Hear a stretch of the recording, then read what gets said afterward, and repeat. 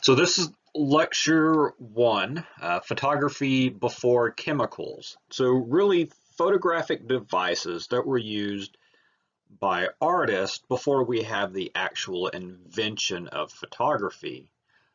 So that ideas of optics and using mirrors and lenses, it goes further back than the actual use of photography.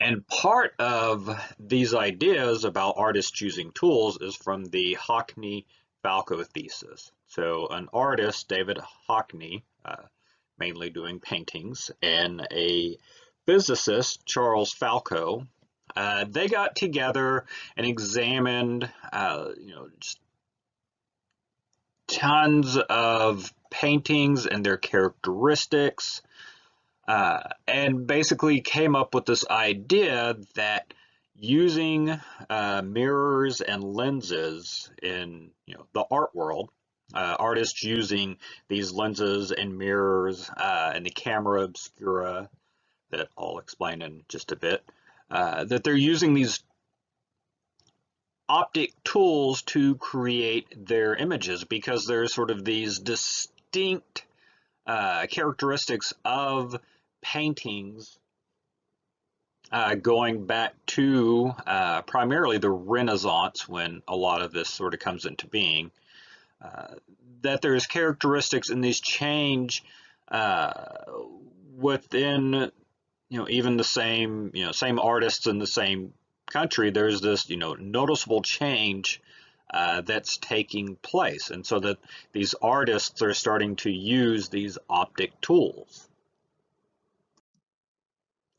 So some of the paintings that they were looking at, looking here on the left,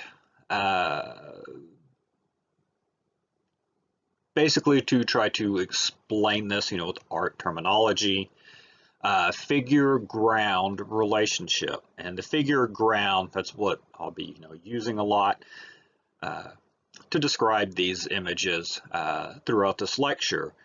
So that the one on the left it's very flat, even though you start to get this sort of believable person standing there, there's still this sort of flatness to it. As we progress to the right, these figures become a little more separated from the background. They have this almost sort of appearance of almost coming off the canvas. Oftentimes, teaching drawing or discussing drawings or paintings, you can often tell when an artist has used a photograph. There's just a certain appearance, a certain feel to the image, and a lot of times it sort of has to do with the separation between the figure and the ground, the foreground, middle ground, background. You see this distinct separation. Often also referred to as, the use of linear perspective, this natural way that we perceive depth, so that things in the background get smaller, as they're further away from us. So there's this distinct separation, and that's what, became noticeable to Hockney and Falco. So here's a close-up example of what they were noticing. So again, the Giotto, even though he's rendering and modeling, trying to make this believable 3D form, it's still kind of flat in a way. So the Robert Campin, again, what I was just talking about, this sort of distinct separation between the different little points on the painting, like this, you can see and understand this, the distance between the tip of the nose and his cheek. Whereas the Giotto, it's almost, there's hardly much distinction other than just sort of lines and shadows. With the Campin, you're getting this separation. You're getting a much more believable image. It's almost like the nose is coming out off the picture plane. And Jan van Eyck, in his painting, The Marriage of Giovanni Arnolfini and Giovanni Cremini. So again, we have this believable space, this idea of depth. You can see this separation between the people and the bed, the bed occupying the middle ground, and then the believable distance from the bed to the background. And in the background is kind of one of the telltale signs of all of this is, the use of a mirror to reflect an image. And like I said earlier, part of the idea is that they're using these lenses, they're using mirrors to project an image onto the canvas for the artist to trace. And so that, like I was saying, with photography, photographic image, it has a distinct characteristic. So there's these little telltale signs that they feel is translating over into painting. And they think that maybe Jan van Eyck was trying to sort of give a nod to the idea of using the optics. And at the same time, artists were kind of closed-lipped and would keep things sort of secret. Same, the Hans Haldens as ambassadors. Again, you have this believable space. You have, the separation of the figure and the ground. And of course, there's that weird thing there coming off the floor. Exactly what is that? But again, it's creating this believable space. And the little thing there down on the floor is what a lot of people point towards Holbein using some type of optical device. Here in a close-up, as you look at it from a different angle, you can see that it's a skull. So, of course, there's all kinds of theories on why a skull, secret society, secret devices, all the different little theories and ideas going on about it, but you can't sort of argue the fact that the only way to sort of create this distortion of the skull, to create that distorted image, is through the use of optic devices.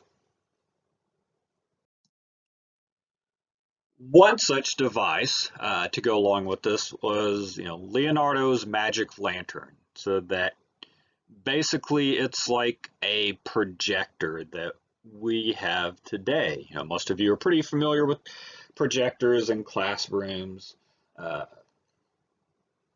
So it's basically the same principle, that inside there you would have a candle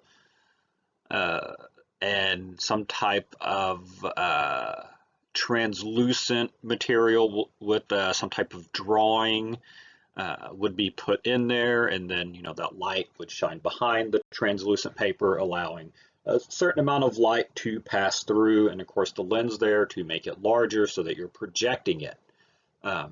In a way, it's like this camera obscura in reverse. And so here is an example of a camera obscura. This is a more high-tech later camera obscura. The best way to describe early camera obscuras is a light, tight room. So you have a room that you would create that very little to no light has, the ability to come in. You seal everything off. And then there will be a hole on one wall, and everything outside of this room, light wave, scientific optic things going on.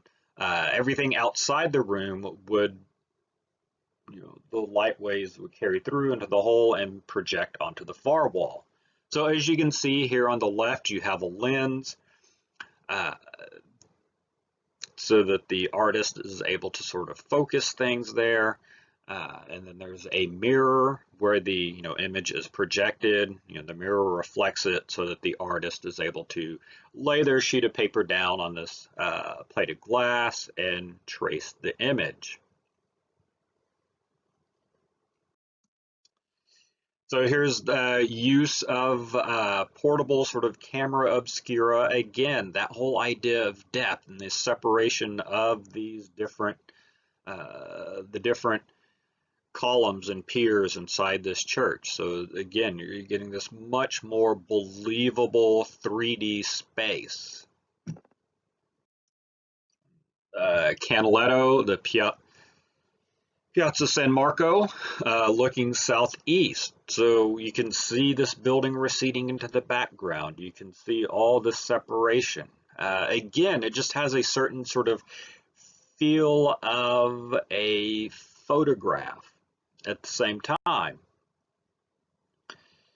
And here's a breakdown of what Canaletto would do.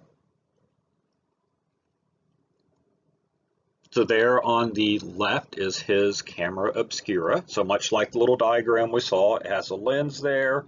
So the artist is able to sort of focus the image. It's still pretty crude. Part of the problem with the lenses at the time, while you're able to sort of kind of focus the image, it still flips it from left to right, top to bottom. Of course, it's always easy to correct the top to bottom. You just turn your image over. Left to right does not really get fixed until much later when we get into compound lenses with photography.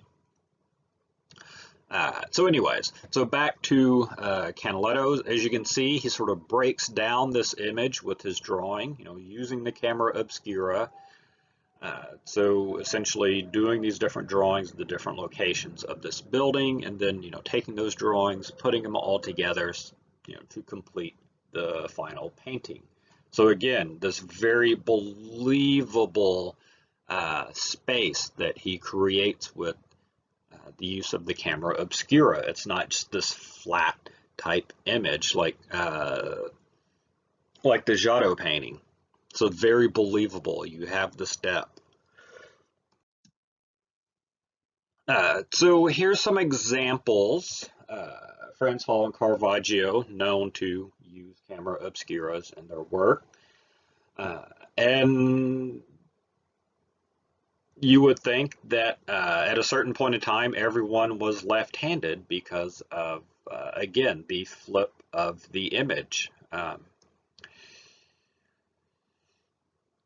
So until artists really understood how to sort of fix that, everyone was left-handed, basically you could say. Because it, like I said, it flips it top to bottom, left to right. You can always turn your image over so that it's right side up, but you can't fix the left to right unless you reposition your model to, in the case of the Caravaggio, to lean on their right arm and hold the drink with their left hand, so that with the finished drawing, it would appear the person is right-handed.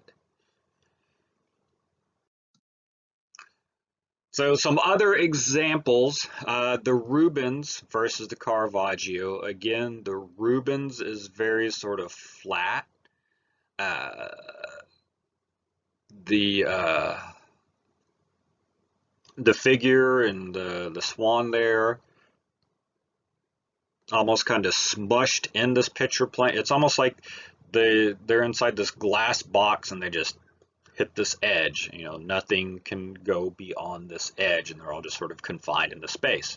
The Caravaggio, where the figure is not confined into a space, so that his right arm and right leg almost seem to be coming off the canvas, coming out towards you. You get a little bit of the left leg kind of there, propped up. But again, it's this very believable space, a very believable idea. There's an actual figure there in front of you. So Caravaggio often played around with chemicals, different ways to create, images. Like I said, it's at the same time, early days of photography is also very sort of mad scientist as I like to put it, more of a fun way, that these people are trying all these different methods to create their image. So Caravaggio, using white lead and crushed fireflies. Uh, white lead, thanks to OSHA that we don't have white lead anymore, or lead white as often referred to. It in the painting world, it was sort of like the purest white you could get. Um, Nothing would create this, distinct glowing white like lead white. Um, so back when you used to have to make your paints, Caravaggio would have that benefit, but at the same time, it's also pretty toxic, lead, heavy metal poisoning, and all of that. Um, so Caravaggio definitely, using the optical devices. So example, the card sharps here. Again, that separation between the figures. You can see and feel that distinct separation between these three people here. The table is receding into the background. The person on the right kind of almost seems like he's coming off the canvas into our space. And then the calling of Saint Matthew. Again, it's just this real believable space, this real believable scene. These people, it's almost like the different people have their definite spot within this painting, within this believable space that Caravaggio is creating. And his David with head of Goliath.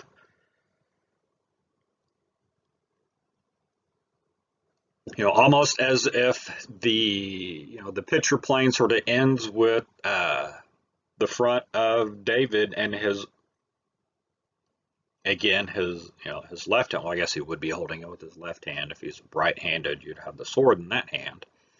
But his arm and the head of Goliath almost seem to be coming off the picture plane, coming off the surface of the canvas uh, into our area. So, and then his painting of doubting Thomas, the way Thomas's finger, goes into the body of Christ. It's this believable wound that Caravaggio has created, so that doubt Thomas's finger, it appears as if it's actually going into something. So again, this is all because of using some type of mirror or a lens, as well as the way that he would use his sort of crude concoction of like in a photographic emulsion to project these images, to project sort of his drawings onto the canvas. And so getting into Vermeer, very famous for use of the camera obscura. So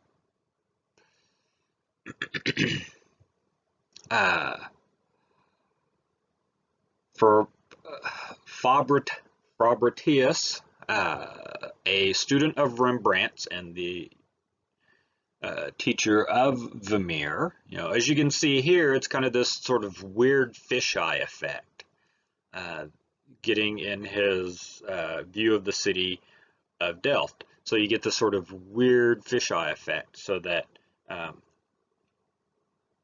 everything has sort of this lots of weird, strange, funky curves to it.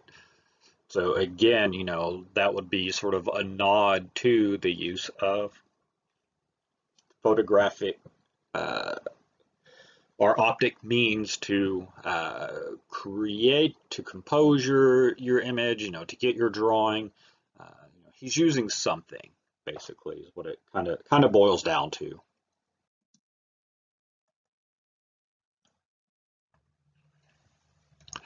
And so here we have Johann Vermeer's Girl with a Pearl Earring. Uh, and again, it's almost like that shoulder, her left shoulder here is coming out at us. So that, uh, again, this sort of believable sense of uh, 3D, an actual, 3D object, in this case, a person.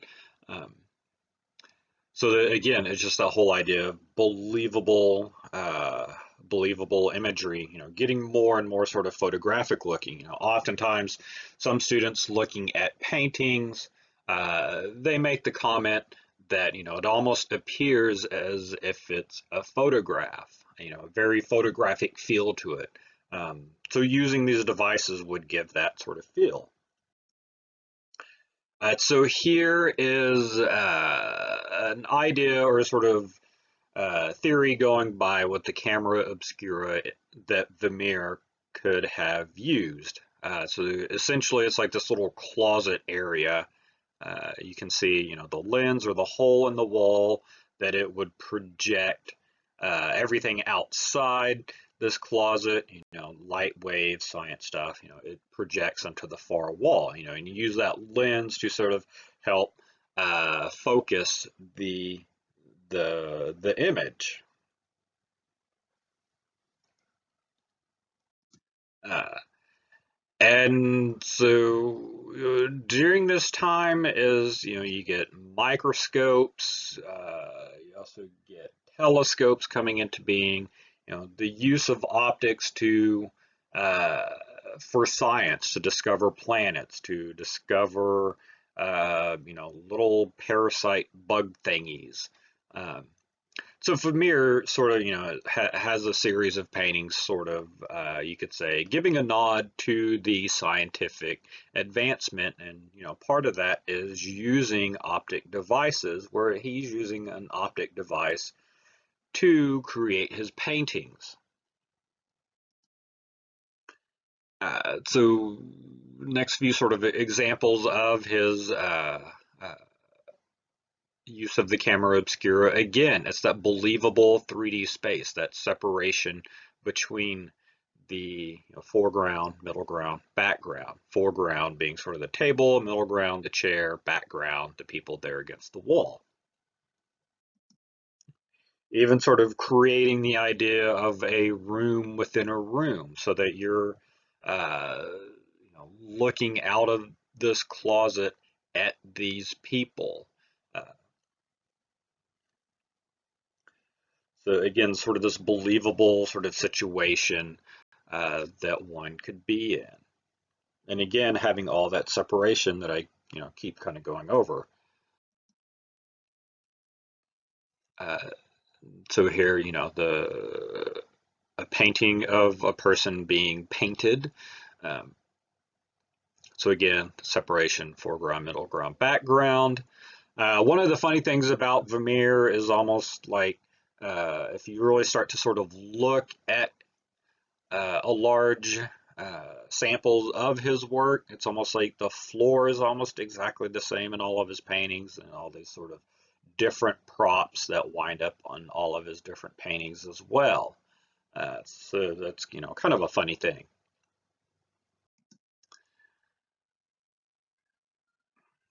So again, just another example of him, his use of the camera obscura, creating that believable space. Uh, and some of the things that sort of lead to that idea, so close up of the woman's hand here, that separation between sort of this decorative, I want to say finial coming off the chair leg, probably not exactly the right term in chair terminology, but nonetheless, you can see sort of this lion head and this distinct separation from the hand. There's this distinct separation. They don't sort of blend or start to sort of meld together if you're just to sort of eyeball and kind of guess at things. Again, going back to the Giotto, where it's kind of believable, but it's still sort of flat in a way, and there's not much separation. Here we have that separation. And so another device used, the camera lucidea. So it's basically kind of this little prism thing there on the bottom, a type of lens. And up top is sort of the kind of like uh, a little sighting tool, so you can kind of uh, look through it and adjust your drawing tool here. And essentially it again it whatever you're looking at, and you set it up and you can sort of move the mirror around. You can play with the distance between the lens and the sheet of paper so that you can focus it as well as tilting it. So it basically sort of projects this image down onto your sheet of paper to trace. So a French artist, Jean Ingres, his portrait of Madame Louise Francois using the camera lucidea. So again, it has that sort of photographic feel, much like the paintings that we were looking at. In this case, it's sort of a drawing tool. It's like a high-tech drawing tool of its time. And some other examples by some people that we will look at in just a bit. William Henry Fox Talbot and John Herschel, both coming from England. They both helped to further the idea use of photography, as we'll get into. Talbot creates the negative, and Herschel actually comes up with the term of photography as an actual word. But here's examples of them using the drawing tools, especially with the Talbot. Really looks like he just laid his sheet of paper on a photograph and traced it.